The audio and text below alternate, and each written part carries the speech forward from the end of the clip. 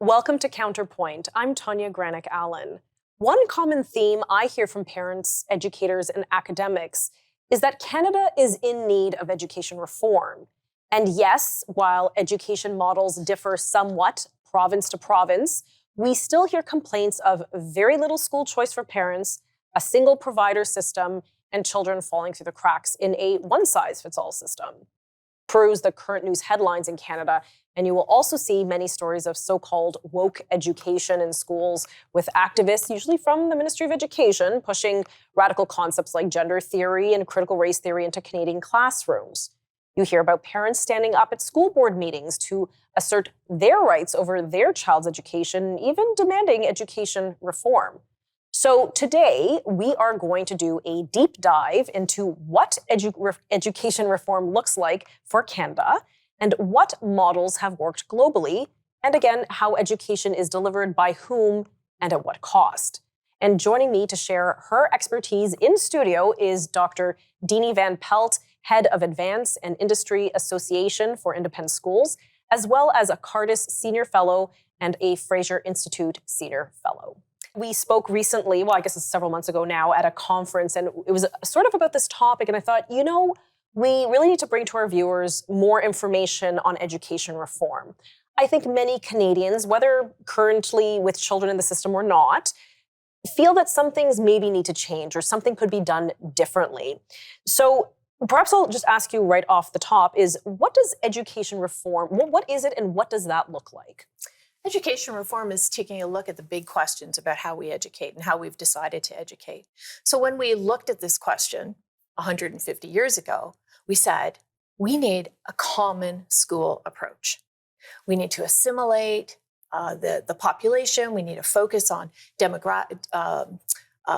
democracy and on citizenship formation, and that can be best achieved through a one-size-fits-all common school experience. And so since then, we've had public schools.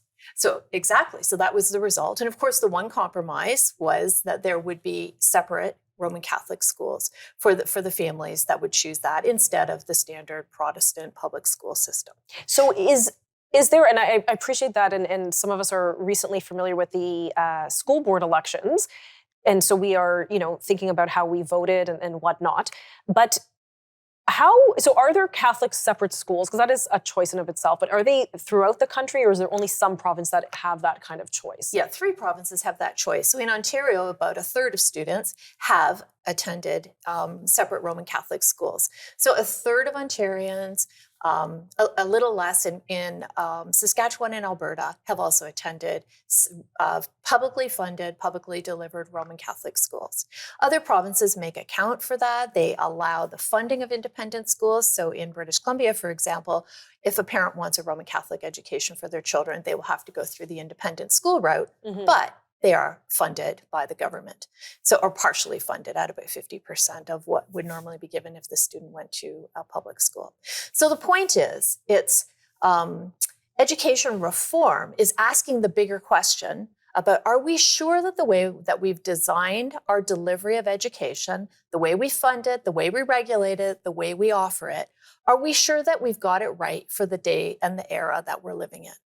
So if we stand back and we take a look at what's going on in Canada, we can see, particularly following the pandemic, but even prior to it, an increasing but slow trajectory for more choice away from government-provided schools towards alternative or independent options. And I think you mentioned a very good point there. Since the COVID-19, I guess, eruption, because really it caught everybody kind of off guard, and all of a sudden things were upended.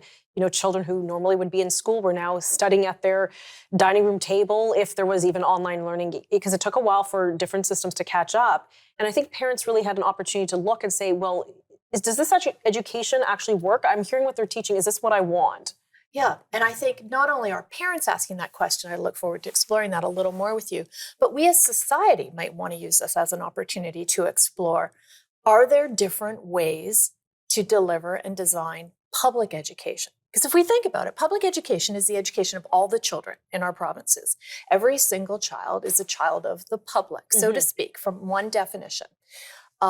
So if we want to design a public education system where all children can find themselves and all parents can find a place for their child to flourish and to grow, maybe the way we've designed it could be looked at anew.